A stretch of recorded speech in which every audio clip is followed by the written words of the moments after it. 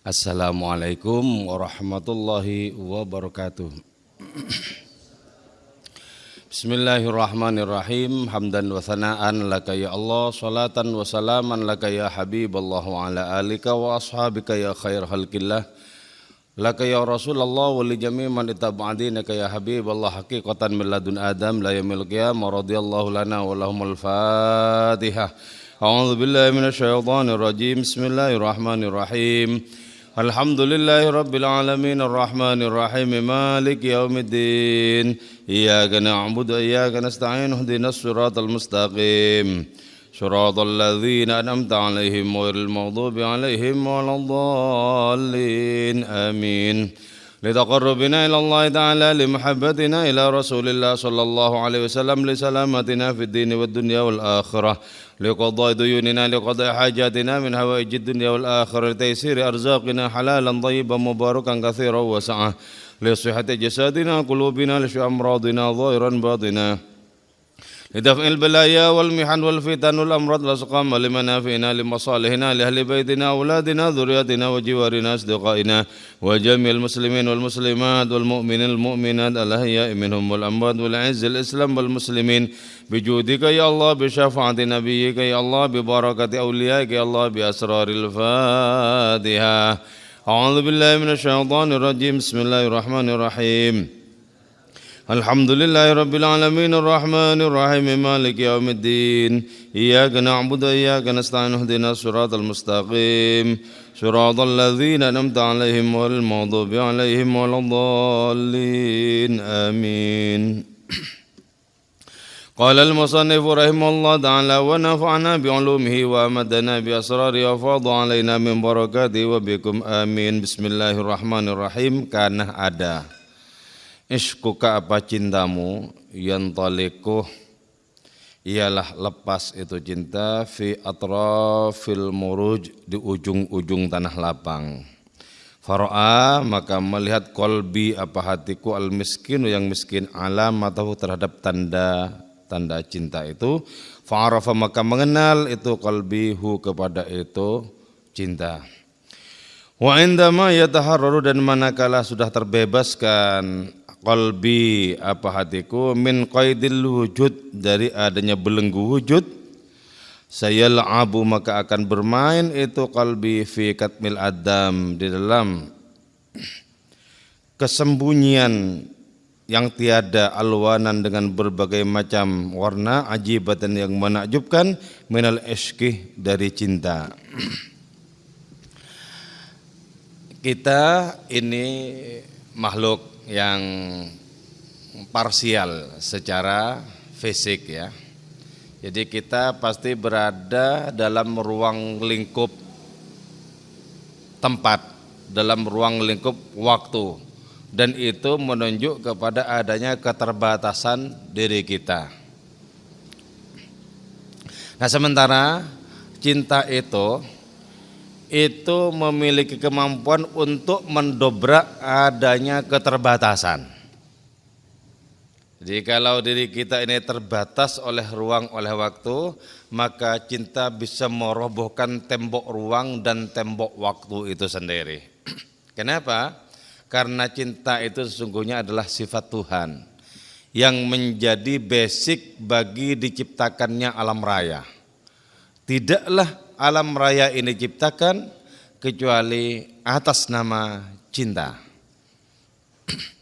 Nah, karena kita umat manusia itu merupakan masterpiece alam raya, merupakan yang paling inti dari segala penciptaan, maka kepada kitalah, kepada manusialah paling banyak dititipkan gemuruh cinta ilahi itu.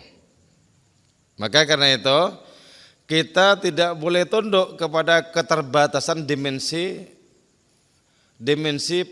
parsial kita. Karena kita memiliki ruh, memiliki cinta dan karena itu kemudian segala yang menjadi penjara bagi diri kita itu kita robohkan dengan kekuatan cinta. Karena itu manusia yang penuh dengan degup cinta tidak sebagaimana lahiriahnya. Lahiriahnya kecil, seperti kita ini. Lebih banyak makhluk-makhluk yang lebih besar dibandingkan dengan diri kita. Tapi potensi cinta itu melampaui segala-galanya. Maka karena potensi cinta itu melampaui segala-galanya, sesungguhnya kitalah raja alam raya ini. Karena kepada kita dititipkan cinta dengan porsi paling banyak. Nah, akan tetapi ya, tidak dengan gratisan kita mendapatkan gemuruh cinta yang melimpah ruah itu. Sebab ada potensi destruktif juga dalam diri kita yang menghambat tumbuh kembangnya cinta itu. Itulah nafsu amarah. Kalahkan nafsu amarah, maka cinta itu akan tumbuh menjadi pepohonan yang daun-daunnya merindang di angkasa raya. Maka dengan pohon cinta itulah kemudian kita menjajakan sifat-sifat Allah di dalam kehidupan ini kepada sesama juga kepada semesta. Maulana Rumi di sini mengucapkan, cintamu itu lepas di ujung-ujung tanah lapang. Artinya apa? Tanah lapang itu kan menunjukkan adanya keluasan. Nah, di ujung tanah lapang itu di mana batas menggariskan kuasanya kepada diri kita sebagai makhluk yang parsial ini, disitulah kemudian cinta kita itu lepas, cinta kita itu mendobrak batas, cinta kita itu memiliki dimensi ketak terhinggaan ilahi. Nah, ini masih konsep ya seperti itu. Nah, kalau kita tarik dalam dunia nyata kita, bagaimana itu mempraktekannya? Kita memiliki dua macam pandangan ya. Yang pertama pandangan parsialitas kita, yaitu mata kepala. Terus ada pandangan ketak terhinggaan ilahi, itu basirah, mata batin. Nah, mata batin ini senantiasa menikmati dan mengunyah makna demi makna, nilai demi nilai. Ketika kita pandang segala sesuatu itu menembus kewadagannya, menembus keterbatasannya, maka kita menemukan tanah lapang ketak terhinggaan Tuhan, menemukan kemahaluasan ilahi. Kalau kemahaluasan ilahi itu kita praktekkan dalam menilai orang lain misalnya, maka kita akan menjadi orang yang sangat bijak. Karena kita tidak hanya menggunakan satu sisi dalam memandang segala sesuatu, tapi menggunakan banyak sisi. Sehingga ketika kita tidak menemukan secara lahiriah kebaikan seseorang, pandanglah secara batiniah. Maka kita akan menemukan bahwa di situ juga ada kehadiran Tuhan, di situ juga hadir kemahaan, di situ juga hadir keindahan. Maka dengan demikian kita akan bertindak berperilaku searif mungkin, sebijaksana mungkin. Kana iskukah yantaliku fi atrafil muruj. Jadi maka karena itu ketika dimensi cinta lebih menguasai di dalam diri kita ya, maka kita tidak mungkin diterkam oleh sumpek dan kepedihan. Karena sumpek itu hanya menerkam orang-orang yang berada dalam ruang lingkup keterbatasan yang sempit. Jadi hanya orang-orang yang sempit, yang pragmatis hidupnya, yang gampang diterkam oleh stres dan sumpek. Sementara orang yang sudah melampaui keterbatasan dirinya dengan nakoda cinta itu, dia akan menemukan kebahagiaan bahkan di tengah genangan penderitaan. Jadi kita itu hebat, manusia itu hebat sebenarnya. Kalau potensi cinta yang merupakan sifat ilahi ini dikembangkan, hebat. Yang stres kalau begitu bukan kita, persoalannya yang stres. Persoalannya itu bilang, aku enggak bisa ya, menikam orang ini enggak bisa. Kehabisan cara, kehabisan pintu, kehabisan jalan. Berkali-kali dibikin stres, aku sendiri yang stres. Jadi persoalan itu kalau bisa ngomong, begitu kira-kira ngomongnya di hadapan orang yang penuh dengan cinta. Nah, maka dalam konteks ini ya, ada kaitannya dengan apa yang disabdakan oleh Nabi kita. Qad aslama syaitani, sabda Nabi. setanku masuk Islam. Artinya apa? Ruwet dengan berbagai macam persoalan itu, gelap dengan berbagai macam persoalan itu, menyerah di hadapan Nabi. Jadi bukan Islam, setannya membaca syahadat, bukan itu. Tapi tidak mendapatkan peluang itu loh. Tidak mendapatkan peluang. Jadi yang disebut qad aslama syaitani, sehingga setan itu menjadi putus asa di hadapannya. Jangankan kepada Nabi ya, kepada salah satu guru dari Ibnu Arabi, setan itu mengatakan putus asa. Nah, satu saat Ibnu Arabi tanya kepada iblis dan komplotannya itu, bagaimana engkau bisa merayu, bisa menggoda guruku? Gurumu yang mana, kata setan itu? Abu Madyan, guruku Abu Madyan. Abu Madyan itu wali kutub ya. Waduh, aku betul-betul kecewa sama orang itu. Betul-betul kecewa. Dulu aku mengira bahwa beliau itu merupakan genangan air yang sangat sempit dan aku kencing di situ. Dengan keyakinan satu saat pasti air ini berubah menjadi sangat bau dan pasti najis. Ternyata bertahun-tahun ku kencingi, itu ternyata samudra raya, gagal aku menajiskannya. Jadi setannya itu putus asa. Putus asa.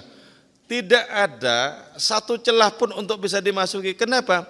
Hidupnya itu bergemuruh dengan cinta ilahiyat, bergemuruh dengan cinta kepada sesama. Hidupnya semata-mata memberi. Di sini ya filosofinya, kenapa Nabi itu tidak mau dan tidak boleh menerima sedekah. Kenapa? Sedekah itu bagi orang-orang yang lemah dan dilemahkan. Nabi sama sekali tidak. Nabi adalah kekuatan tertinggi di antara segala kekuatan kebaikan. Maka tidak boleh. Yang boleh diterima oleh Nabi itu adalah hadiah. Karena hadiah itu berarti penghormatan kepada sebuah prestasi. Sementara sedekah itu keterpanggilan orang untuk memberikan kepada orang yang memang membutuhkan. Jadi gitu ya.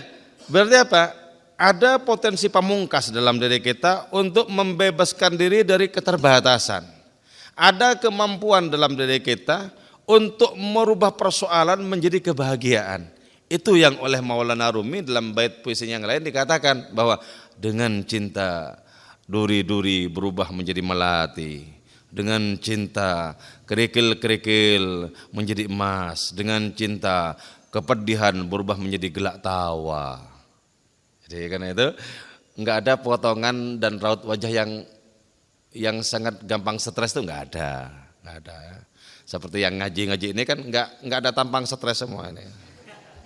Ini cerah ceria karena benih-benih cinta mulai tumbuh sejak ngaji rubaiyat.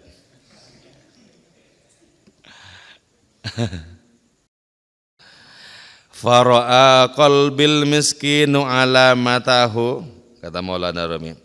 Maka hatiku yang miskin ini itu menyaksikan tanda cintamu.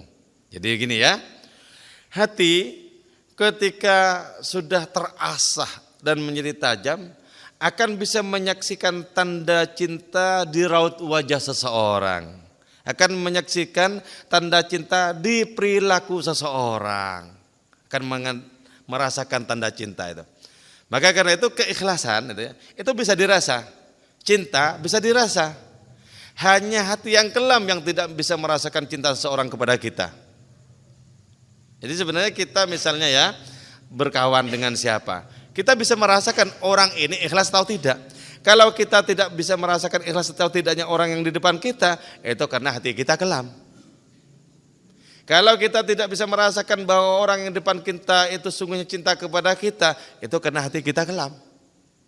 Jadi cinta itu konkret, sebagaimana juga keikhlasan itu konkret. Hanya di hati yang lamur, cinta itu menjadi tersembunyi. Cinta itu tertukar dengan nafsu. Jadi sebenarnya sangat gampang membedakan. Ini mendekati aku cinta apa nafsu, sangat gampang sebenarnya membedakan. Gelagatnya itu, pembedanya itu sangat jauh, seperti jauhnya barat dan timur. Tapi bagi orang yang kelam, sininya ini sebenarnya cinta apa nafsu, cinta, kayaknya nafsu ini. Atau karena sudah kedung cenderung, kayaknya ini cinta. Jadi sesungguhnya dari gerakannya saja kita tahu bersumber dari telaga yang mana itu gerakan. Dari telaga cintakah atau dari telaga suram nafsu. Bisa ketahuan. Nah, hatiku yang miskin itu kemudian menyaksikan tanda cintamu, kemudian mengenal adanya kekuatan cinta dalam dirimu, maka aku jatuh hati kepadamu. Ketika para sahabat itu jatuh hati kepada Nabi, itu karena ada istiqdad memang. Ada kesiapan dalam diri para sahabat untuk jatuh cinta kepada Nabi. Itu potensi rohani. Semakin besar potensi rohani seseorang, semakin bisa membaca gemuruh cinta dalam diri orang lain. Bahkan cinta yang paling tersembunyi, yang munculnya masih kapan-kapan, itu masih sudah bisa dibaca. Ini ya berkali-kali dipraktekkan oleh Nabi kita. Pertama, ketika beliau itu hijrah ke Taif, dilempar oleh mereka dengan batu. Dikisahkan dalam sirah Nabi, beliau itu sampai berdarah. Kemudian datang malaikat menawarkan bantuan. Gimana kalau kita lawan, katanya kan? Kita gencet saja mereka dengan gunung. Nabi membaca cinta yang munculnya masih kelak, yaitu di keturunan mereka. Nabi kemudian bersabda, oh jangan.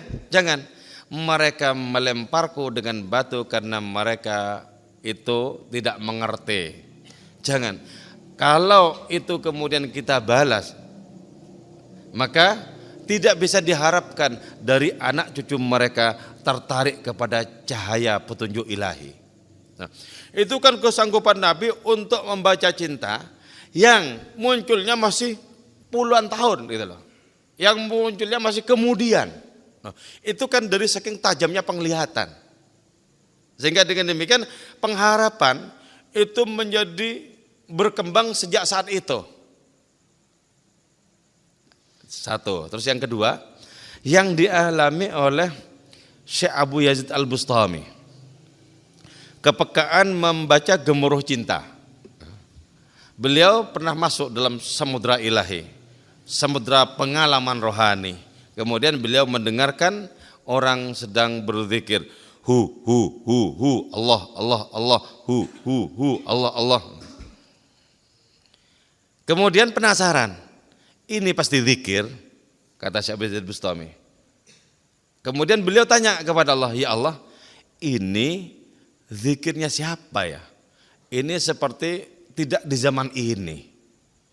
Ini masih jauh, masih berabad-abad. Allah kemudian menjawab, itu zikirnya Syekh Bauddin Naqsyabandi yang lahirnya masih 500 tahun lagi.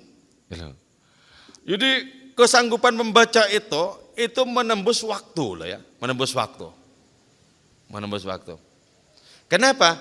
Karena hatinya terasah dan tajam oleh cinta, hatinya diasuh oleh gemuruh cinta. Itu yang disebut apa? Cinta membebaskan kita dari keterbatasan. Cinta membebaskan kita dari kekikiran. Kalau orang ngaku cinta tapi kikir, pastikan pengakuannya itu kebohongan belaka. Jadi karena itu yang resep untuk mbak-mbak yang menantikan pasangan itu. Terus ada laki-laki mendekati ngaku cinta tapi tak berani berkorban, pastikan itu kebohongan belaka.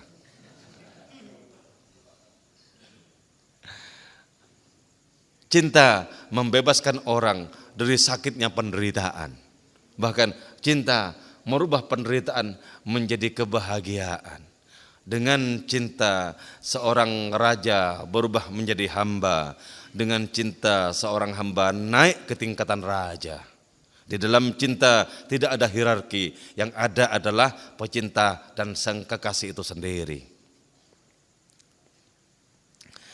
Wa indama yataharraru qalbi min qaidil wujud. Ini kesempurnaannya. Ketika hatiku sudah merdeka dari belenggu wujud, apa wujud? Ya segala keanekaragaman ini wujud.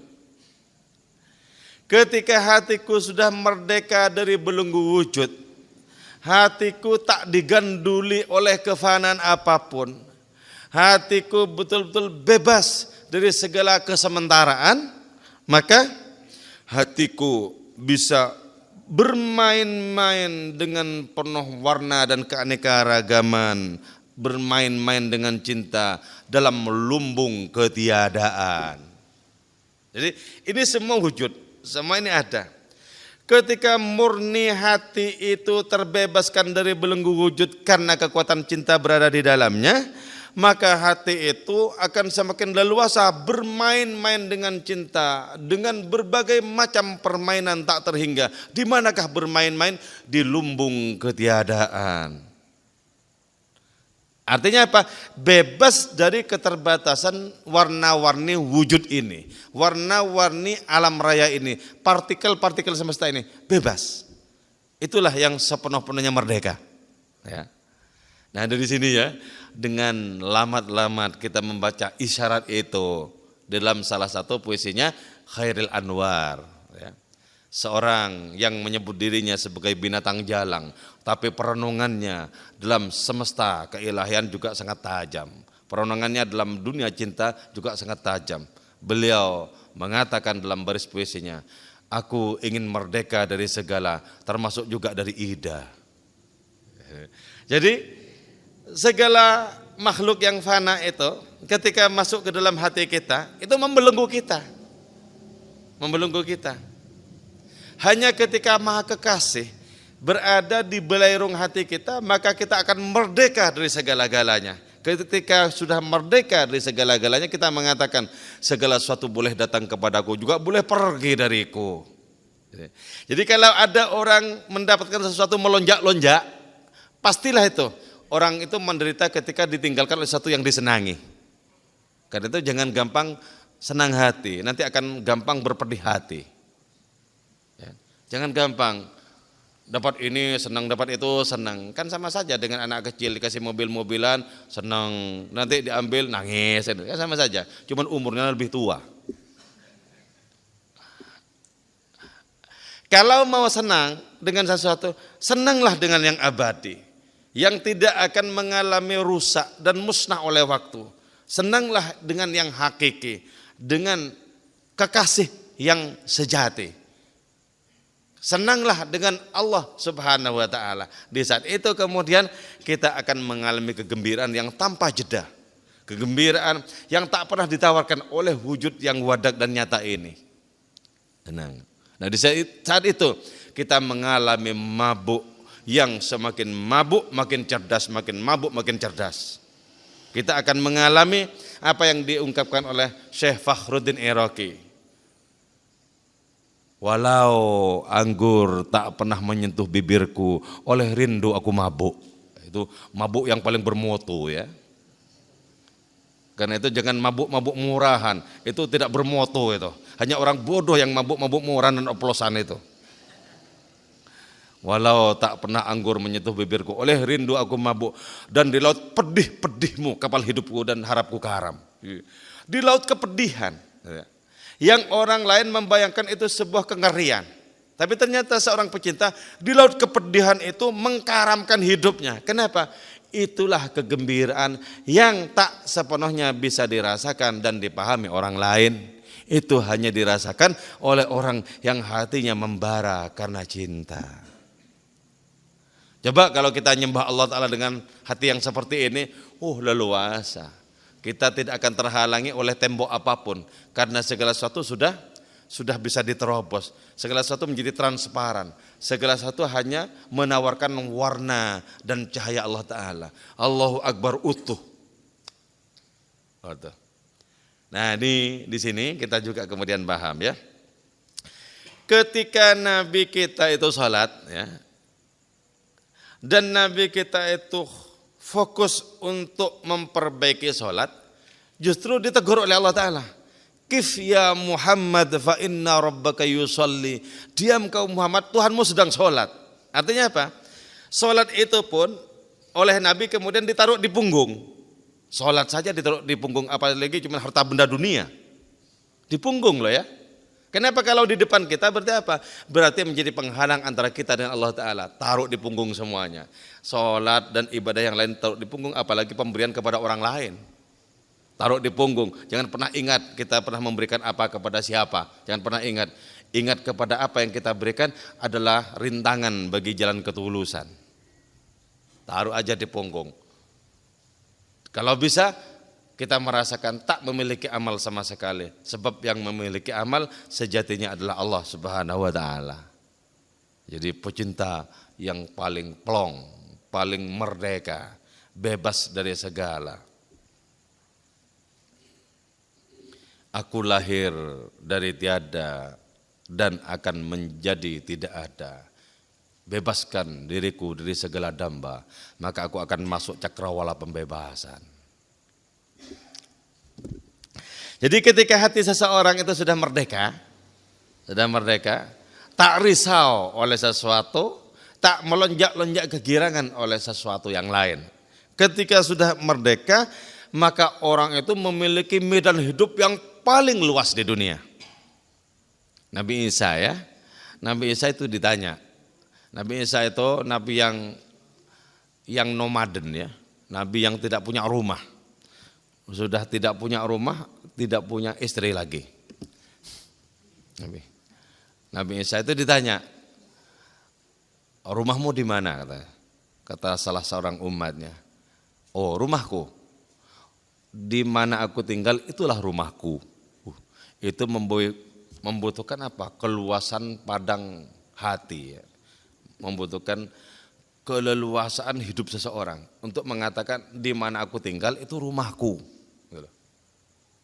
Jadi hatinya itu justru menghuni keluasan, menghuni kebebasan. Hatinya itu tak terbelenggu oleh alamat apapun. Terus ketika ditanya, berapa saudaramu, siapa saudaramu? Beliau menjawab, siapapun yang kujumpai itu saudaraku. Ini hati yang merdeka. Hati yang bebas dari segala damba kepada segala sesuatu yang partikular, yang parsial. Hati yang sepenuh-penuhnya berada di ketak terhinggan ilahi. Hati yang sepenuhnya menari-nari, bahkan di ujung runcing duri. Bagaimana? Menari di ujung duri. Artinya apa?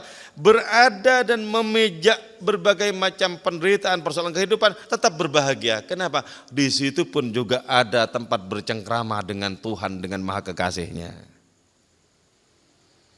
Kita saja di masjid saja gagal bercinta dengan Tuhan kok.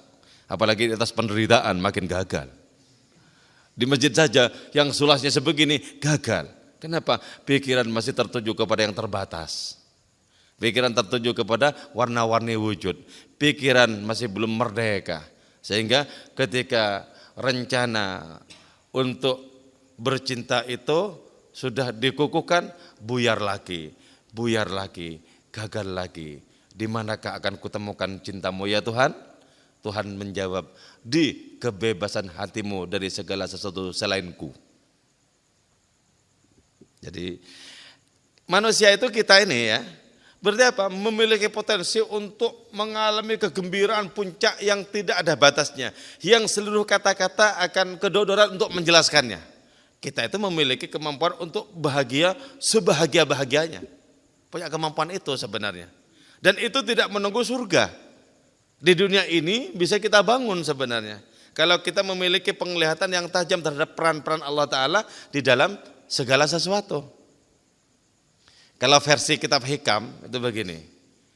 Li khaffif alamal bala ilmuka bi annahu wal mubli. Ya.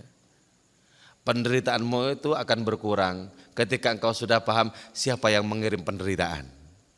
Allah misalnya gitu kan. Oh ternyata yang mengirim kebahagiaan juga, ya enggak masalah, enggak apa-apa. Gitu. Ini cuma dikurangi ya, karena hikam itu tidak masuk ke wilayah-wilayah rubaiyat ya. Hikam itu merupakan trik-trik bagaimana kita itu mengalami adanya kedekatan kemesraan, keintiman dengan Allah Subhanahu wa taala, tapi tidak masuk ke ungkapan-ungkapan yang seperti di sini. Makanya kalau di dalam rubaiyat itu duri-duri berubah menjadi melati, kalau dalam hikam penderitaanmu akan berkurang ketika engkau tahu bahwa Allah lah yang mengirim penderitaan itu. Allah yang juga mengirim karunia-karunia kepadamu. Gitu. Ya kan berangsur-angsur. Jadi ngerti bahwa hikam itu untuk para santri, para murid yang ingin bergegas menuju kepada Allah Ta'ala. Sementara ini berbicara kepada para pecinta. Apakah kita pecinta atau tidak pembacanya ini, yang penting ini berbicara kepada para pecinta. Jadi anggap saja kita pecinta ya. Anggap saja itu. Walaupun dengan bahasa kiasan, inilah buah yang dipaksa matang sebelum waktunya. Lalu dipaksa matang semua. Dikira kalau ngaji hikam itu tidak dipaksa, dipaksa. Sakjane ya urung makome. Cuman ya dipaksa. Kalau enggak begitu ya enggak ngaji. Enggak ngaji yang tinggi-tinggi itu. Takrib, terus Fathul Qorib, terus gitu Tafsir Jalalain gitu terus nanti kan. Jadi ini dipaksa. Mau tidak mau terserah. Ya Allah, sudah kusampaikan apa yang semestinya kusampaikan, perihal hati mereka berubah atau tidak berubah, engkaulah yang menggenggam hati mereka. Tolong angkatlah derajat mereka agar sampai kepada makom cinta di hadapanmu. Sayal abu fi katmil wujud alwanan ajibatan minal ishqi. Satu bait lagi. Min kathrati ma nasyara qalbuka min asyraqil hil. Min kathrati ma lantaran sangat banyak nasyara menebarkan qalbuka apa hatimu min asyraqil hil dari tali temali tipuan. Asqata nafsahu wa asqataka min ainir rahmah. Asqata maka menggugurkan ma itu nafsahu kepada dirinya, wa asqataka dan menggugurkan itu maka kepada mu'min ainir rahmah dari pandangan belas kasih. Ma'arafa tidaklah mengenal Allah kepada Allah mithlu Fir'aun sebagaimana Fir'aun. Wahakadha dan demikianlah fa innahu karena sungguhnya itu sya'an idza ahata bila telah meliputi salju bil alami kepada alam dzaba maka akan lebur itu salju. Nah, kalau hati kita ini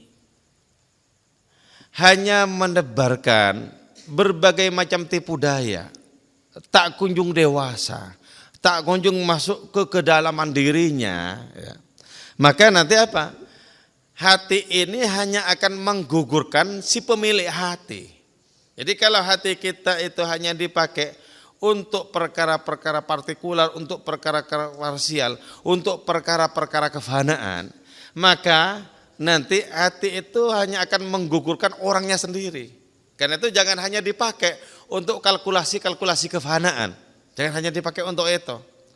Penting untuk mengurusi berbagai macam hal. Tapi untuk kemudian terus-menerus untuk menguasai, itu berbahaya. Kita akan gugur kemudian di hadapan pandangan Allah Ta'ala hanya karena hati ini diisi oleh berbagai macam tipu daya, tali temali tipu daya, gugur kemudian. Kita perlu paham bahwa sesungguhnya kedudukan diri kita sebagai manusia itu ya, secara rohani bukan di bumi loh sebenarnya, tapi di angkasa raya ilahi. Jadi bumi ini terlampau ringkih untuk bisa melahirkan hakikat kita sebagai manusia. Terlampau ringkih bumi ini. Bumi ini terlampau kecil untuk bisa melahirkan untuk melahirkan makhluk yang seagung manusia. Terlampau kecil bumi ini. Karena itu kita tidak lahir dari bumi ini sebenarnya secara hakikat. Nah, itu penting kesadaran seperti itu agar apa? Agar hati kita tidak terpenuhi oleh berbagai macam keinginan kepada segala sesuatu yang fana di bumi ini. Sehingga kalau terus-menerus hati kita fokuskan kepada segala sesuatu yang fana dan serba menipu ya, maka itu akan menggugurkan diri kita. Padahal jelas wa mal hayatud dunya illa mata'ul ghurur. Kehidupan dunia ini berisi tipuan-tipuan, kesenangan-kesenangan yang menipu.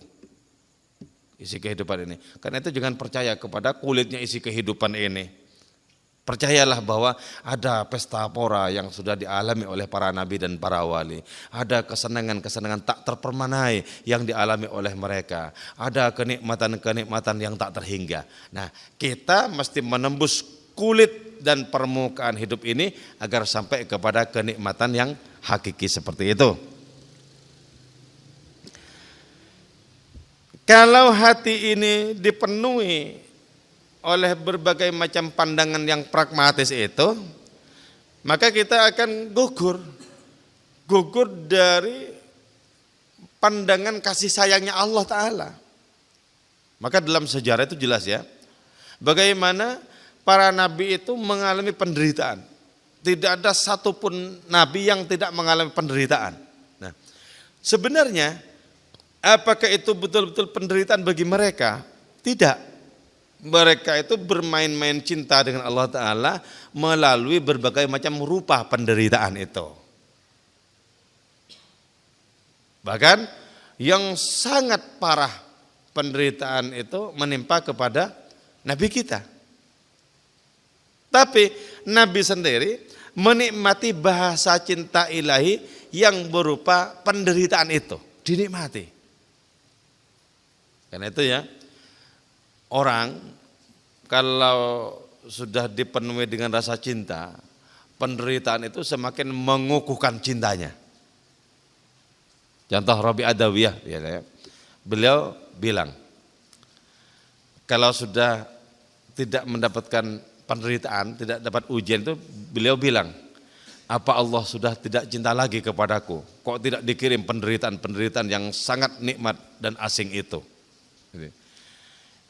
Kalau sampai mengalami seperti itu kan berarti sudah menembus kulit kehidupan, bagian permukaan dari kehidupan, sudah betul-betul diterobos itu. Jadi karena itu kawannya di saat itu, kawannya itu adalah Allah Ta'ala. Jadi bukan kalau berkawan dengan sesama itu cuma artifisial permukaan, seolah-olah sebenarnya hatinya itu berkawan dengan Maha Cinta itu, dengan Allah Ta'ala, dengan ruh dari segala cinta itu. Nah, ada rahasia lagi ini ya, yang disampaikan baik oleh Maulana Rumi maupun oleh Ibnu Arabi. Ibnu Arabi menyampaikannya dalam kitab Fusul Hikam, sementara Maulana Rumi dalam kitab Rubaiyat ini. Tidak ada orang yang makrifat kepada Allah sebagaimana Fir'aun. Wah, asik ya. Ini jangan dikutip di pengajian umum ya. Tidak ada orang yang makrifat kepada Allah Ta'ala sebagaimana Fir'aun. Kalau Ibn Arabi menjelaskan begini, bagaimana mungkin tidak paham? Wong Fir'aun itu pengasuh Nabi Musa kok sebenarnya. Fir'aun itu pengasuh Nabi Musa. Dari kecil Nabi Musa itu sudah terbaca kok oleh Fir'aun. Terus kenapa harus menabuh genderang permusuhan dengan nabi yang pernah diasuhnya itu? Di situ sesungguhnya Fir'aun sedang menjajaki kemahagungan Allah Ta'ala. Ternyata benar Allah itu memang tidak bisa dilawan. Jadi karena itu kalau kalian ingin menjajaki keagungan, bukan kelembutannya ya, keagungannya, lakukan tindakan-tindakan kriminal. Sampai tahu persis nanti bahwa Allah itu memang tidak bisa dilawan. Di situ kemudian kita akan mendapatkan pelajaran paling agung tentang kemahaan Allah Ta'ala itu. Salah seorang guru saya, Kiai Haji Muhammad Zuhri, Allah yarham, di Pati ya, pernah bercerita. Ada seorang santri yang nakal, tapi berusaha untuk mengikuti aturan-aturan di pesantren. Sekian lama santri itu berusaha keras untuk merubah dirinya menjadi baik. Ternyata tidak semudah membalik telapak tangan. Nah, di suatu hari kenakalan santri itu kambuh. Dia membawa lari sepeda motor di pesantren dan kabur. Kabur sekian lama, tidak diketahui rimbanya, tidak diketahui kabarnya.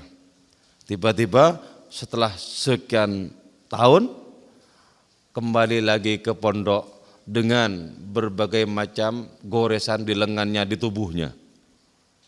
Si kiai ini berada antara kasih sayang dan geram. Geram karena dulu membawa kabur motor dari pondok. Kasih sayang, kenapa tubuhnya kok penuh dengan goresan-goresan, bekas-bekas goresan. Nah, si kiai ini tanya, coba ceritakan dengan singkat saja pengalamanmu selama kabur dari pondok. Coba tolong diceritakan. Betul Pak Kiai. Betul gimana wong belum ngomong kok betul. Betul, ternyata Tuhan tidak bisa dilawan. Sehingga saya tidak punya tempat kembali kecuali ke pondok ini lagi. Oh, kalau begitu kamu sekarang menjadi asisten saya di sini. Asisten gimana? Ya ajari kawan-kawanmu itu tentang Tuhan tak bisa dilawan lewat pengalamanmu. Nah, itu artinya apa? Masuk ke keagungan di mana orang itu harus mengakui kemahaan Allah Ta'ala yang tidak bisa dilawan, tidak bisa dilemahkan oleh apapun. Nah, Fir'aun itu berada di gorong-gorong yang seperti itu. Karena itu kalau menurut Ibnu Arabi, Fir'aun itu mati Islam. Kenapa? Al-Quran menyatakan menjelang detik-detik kematian Fir'aun bahwa Fir'aun itu bersyahadat. Membaca La ilaha illallah. Atau membaca tidak ada Tuhan selain Tuhannya Nabi Musa. Berbagai kitab tafsir misalnya termasuk tafsir yang agak besar-besar, yang tebal-tebal itu mengatakan bahwa itu syahadat pencitraan. Kenapa? Iya karena sudah apes mau tenggelam ya biar kelihatan layak lah gitu ya. Biar kelihatan bagus itu. Oh, nggak bisa. Kalau kita menggunakan parameter hadis Nabi itu ya, itu pasti orang yang sudah mau meninggal itu nggak bisa bersyahadat. Kalau nyawa itu sudah ditenggorokan, nggak bisa bersyahadat. Makanya disebutkan dalam hadis Nabi gini, wallahu yaqbalu taubatal abdi malam yugharghir. Allah itu menerima pertaubatan seorang hamba selama nafas yang ditarik itu, nyawa yang ditarik itu belum ditenggorokan. Berarti ketika belum ada tanda-tanda ditarik, masih bisa diterima dong, kan gitu. Ibnu Arabi bilang, dan ayat ini sampai sekarang belum dinasakh. Kan kalau tafsir-tafsir yang lain itu mayoritas sesat Fir'aun itu. Mayoritas sesat. Nah, ini rupa-rupanya sufi yang sezaman ini menyatakan hal yang sama tentang Fir'aun. Karena itu di sini disebutkan tidak ada orang ma'rifat sebagaimana Fir'aun. Jadi petualangannya di sebuah pengalaman yang penuh dengan bahaya itu layak diacungi jempol. Jadi enggak tanggung-tanggung mana Bu Gendrang, pangingkaran dan pertengkaran. Bu Gendrang itu. Akhirnya tidak ada jalan lain kecuali taslim. Oh iya.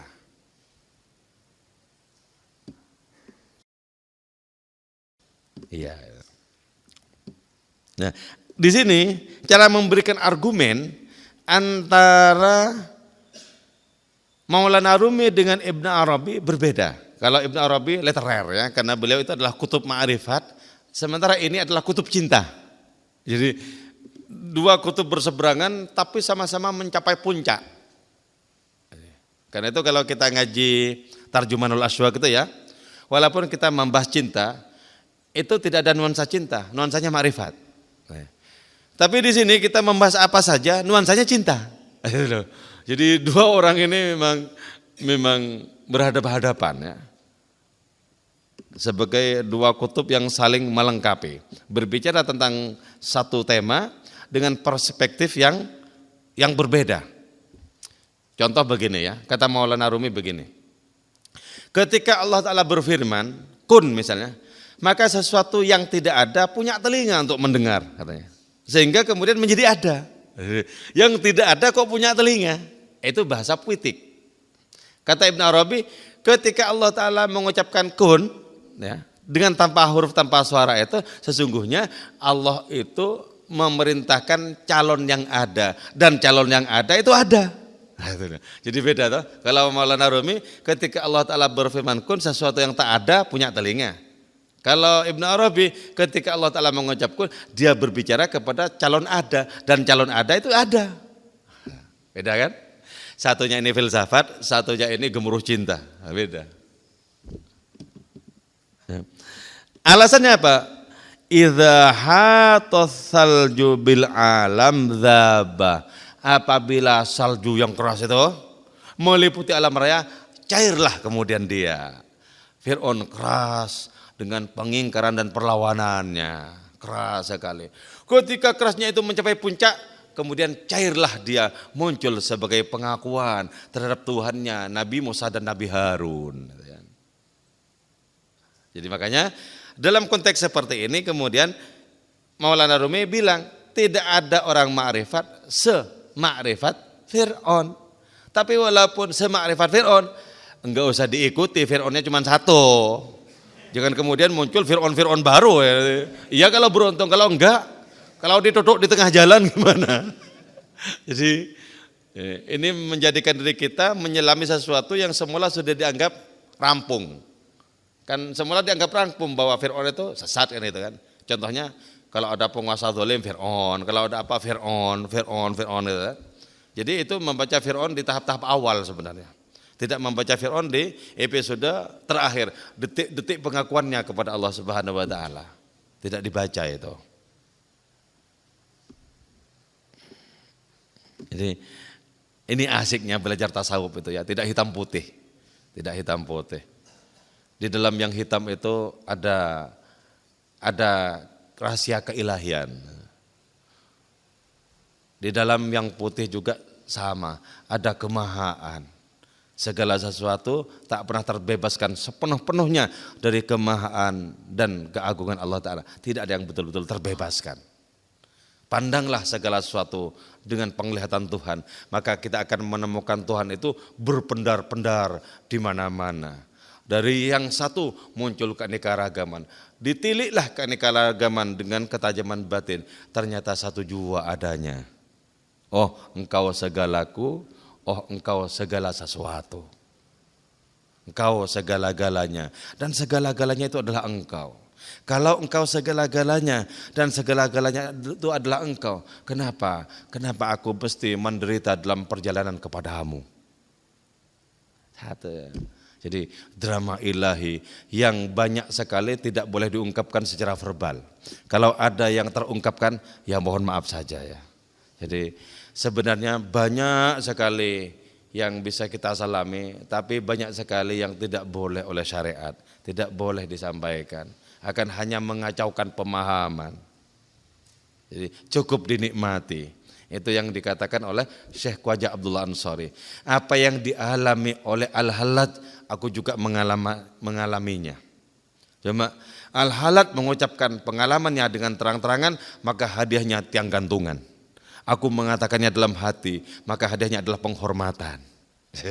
Jadi para sufi mengalami juga sebenarnya. Apa yang dikatakan halal itu paham dan mengalami. Cuman karena wadah batinnya itu tangguh, maka tidak gampang mengucapkan kata-kata yang berbahaya. Tidak gampang. Semuanya itu sudah mengalami anal haknya, halal sebenarnya. Semuanya.